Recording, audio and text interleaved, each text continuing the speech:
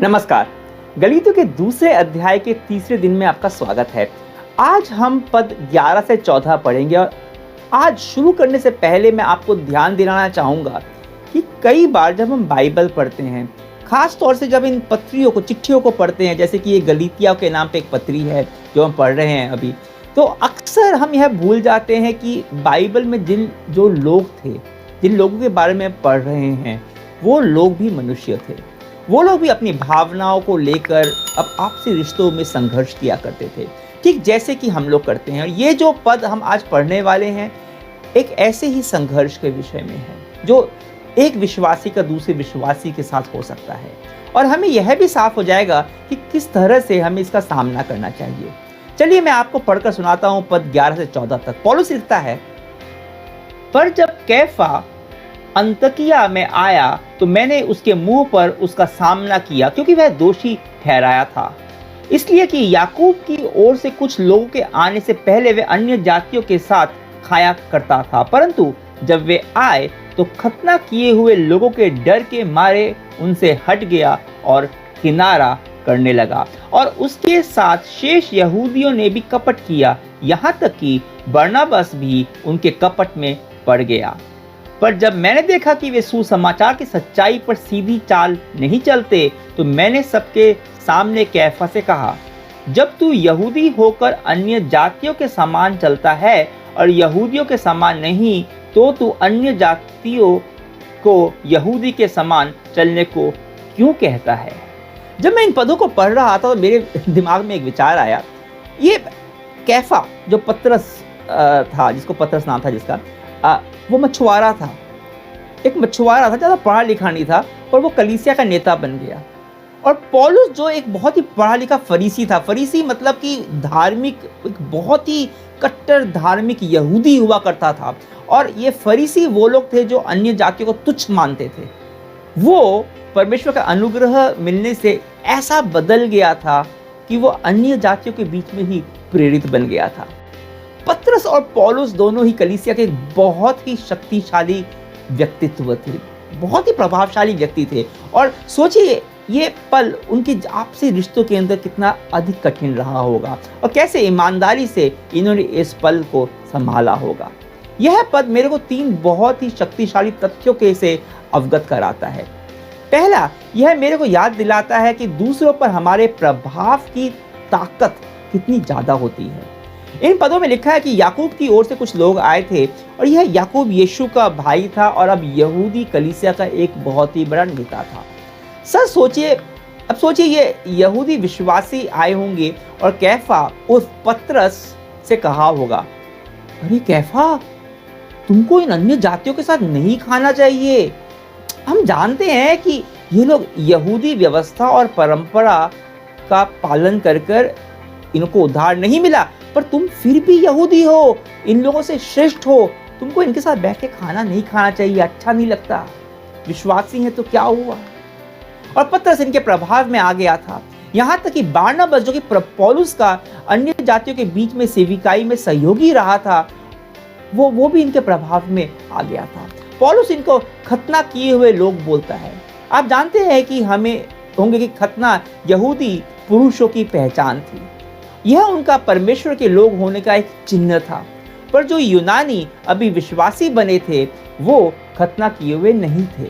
और इन खतना किए हुए समूह का तर्क था कि उद्धार पाने के लिए यहूदी परंपरा के हिसाब से खतना करना जरूरी है। और पौलुस यहाँ लिख रहा है कि उद्धार पाने के लिए, मोक्ष पाने के लिए यहूदी व्यवस्था या फिर और कोई भी व्यवस्था का पालन करने की कोई भी जरूरत नहीं है। यरूशलेम की जो प्रेरित के काम अध्याय 15 में हुई थी, जो सभा हुई थी जिसका जिक्र हमने कल को किया था, वह इसी बारे में थी। पर देखिए ये लोग यहाँ फिर से उसी बात को लेकर संघर्ष कर रहे हैं।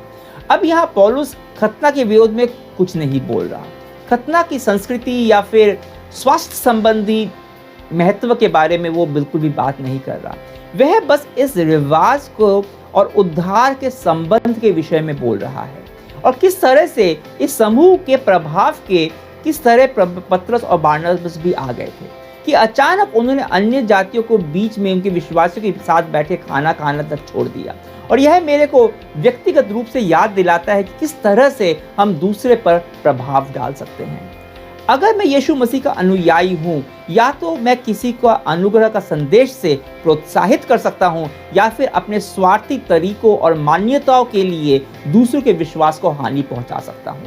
एक विश्वासी होने के नाते मैं जो कुछ भी कहता हूँ या करता हूँ, वो दूसरों की शक्तिशाली प्रकार से प्रभावित करता है। दूसरी बात जो ये पद मेरे को बताते हैं वह यह है कि कितना आसान है अपनी पुरानी आदतों, अपनी पुराने अभ्यास में वापस लौट जाना। यहाँ पतरस है, वही पतरस जिसने कलीसिया को ये सिखाया था कि अन्य जाति अब परमेश्वर के लोगों में स्वीकार्य हैं। वही था जो एक अन्य जाति कॉर्नेलियुस के यहाँ घर पे गया था और उसके परिवार को कलीसिया में शामिल किया था। पहली बार एक अन्य जाति को। पतरस ही था जिसे यह दर्शन मिला था कि अब आप कुछ भी खा सकते हो, और उसने यह कलीसिया में जाकर सिखाया था और सबने माना भी था। पर यहाँ अब वो अपनी पुरानी रूढ़िवादी आदतों में वापस आ रहा है। इसको मैं आरामदायक पुरानी आदतें बोल सकता हूँ। इससे पहले कई बार पतरस की आलोचना करने लगे। मैं चाहता हूँ इससे पहले कि आप लोग पतरस की आलोचना करने लगे, मैं चाहता हूँ कि आप अपने गिरेबान में एक बार झांक कर देखिए। कितनी ऐसी पुरानी आदतें हैं, कितनी पुरानी मान्यताएं हैं, कितने ऐसे पुराने पूर्वाग्रह हैं जो आपको बड़ी आरामदायक, बड़ा ही कंफर्टेबल लगता है, क्योंकि आपको उनकी आदत है और आप उनकी तरफ बार बार लौट जाते हैं।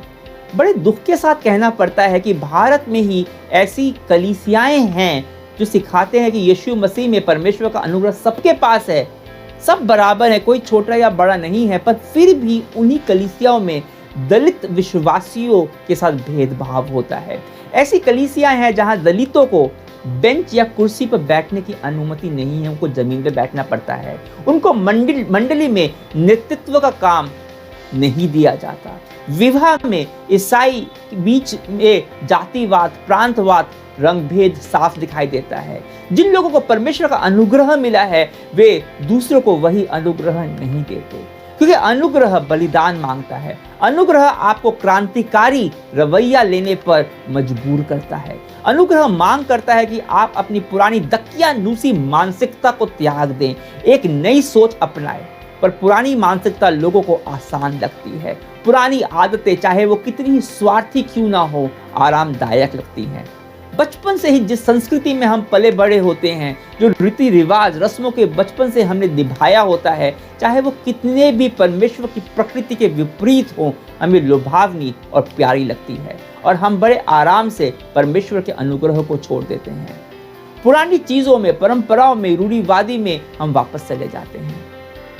तो पहली बात, दूसरों के प्रभाव में आ जाना या फिर दूसरों पर प्रभाव डालना बहुत ही आसान है। और दूसरी बात, हम बहुत ही आसानी से अनुग्रह के मार्ग को छोड़कर पुरानी मानसिकता और पुरानी आदतों में वापस लौट जाते हैं। और ऐसे में इन पदों में से जो तीसरी बात मेरे को दिखाई देती है, जब कोई गलत प्रभाव में आ जाए और पुरानी चीज़ों में वापस आने लगे, ज़रूरत है कि प्रेम पूर्वक हम उसका सामना करें, उसे चुनौती दें। सोचिए क्या होता अगर पौलुस पतरस को कुछ बोलता नहीं जाने देता, क्योंकि अनुग्रह के लिए, सच्चाई के लिए खड़े होना मुश्किल होता है। हम सब अनुग्रह से मुंह मोड़कर पुरानी चीजों में जा सकते हैं। बहुत आसान होता है धार्मिक बनना, फरीसी बन जाना और लोगों को दोष लगाना।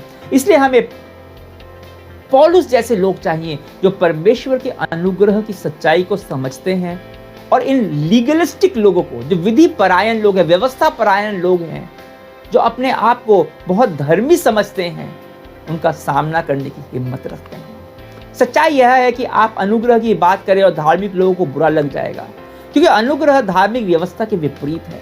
पर अगर आप यीशु के सच्चे अनुयायी हैं, अगर आपको अनुग्रह मिला है और आप अनुग्रह की सच्चाई को पहले आपको समझना होगा और फिर उस पर आपको तटस्थ होकर खड़े रहना होगा और झूठे धार्मिक लोगों को और जो लोग पुरानी चीज़ों पर वापस जा रहे हैं, उनका सामना करना होगा। अब यह समझना ज़रूरी है कि पौलुस यह क्यों लिख रहा है।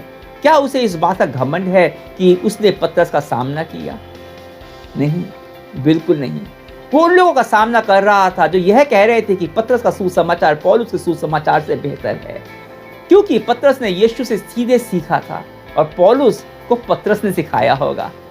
पौलुस कह रहा है नहीं, मेरे को पुनरुत्थित यीशु से सुसमाचार मिला, और वह कह रहा है कि पतरस का भी सुसमाचार वही है कि आप अनुग्रह से उद्धार पाए हो, व्यवस्था से नहीं।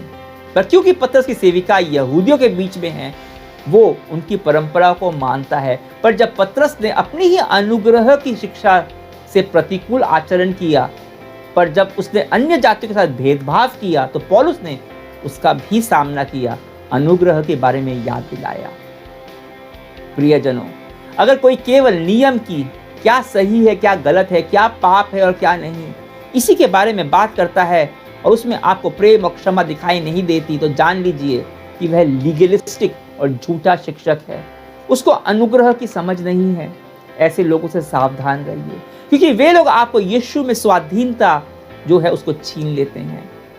और खुद को देखिए, अगर आप खुद ये सोचते हैं कि अपने आप को यह कहता हुआ पाते हैं कि क्या सही और क्या नहीं है, कहीं मैं फिर कोई पाप तो नहीं कर रहा हूँ, आपको लगता है कि किसी के कुछ करने से परमेश्वर नाराज हो जाएंगे, आप या कोई कुछ करने से उनका उद्धार खो देंगे, तो आपको अनुग्रह को जानने और समझने की जरूरत है।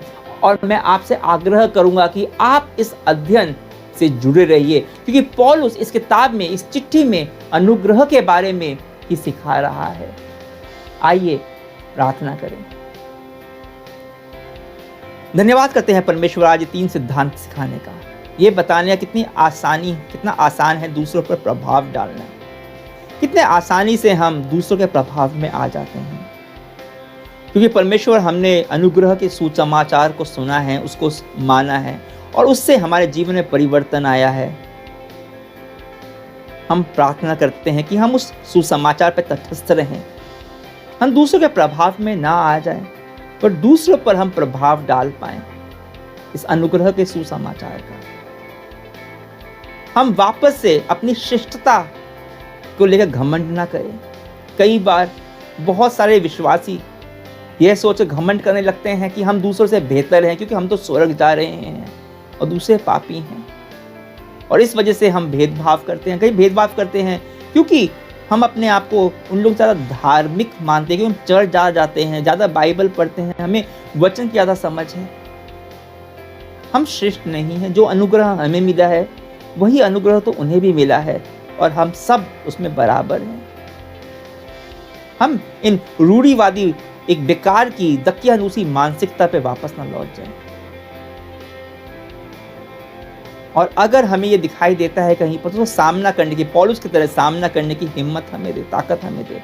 पर अगर जब हमें कोई सिखाता है, हमें कोई बताता है कि कैसे हम अनुग्रह से दूर हट रहे हैं, तो हमें विनम्रता दे, उसे सुनने की, उसे समझने की, परमेश्वर तेरी तरफ से उस डांट को स्वीकार करने की हमें विनम्रता दे। यीशु मसीह के नाम से प्रार्थना करते हैं, आमीन। कल तक के लिए आज्ञा दीजिए। परमेश्वर की महिमा हो।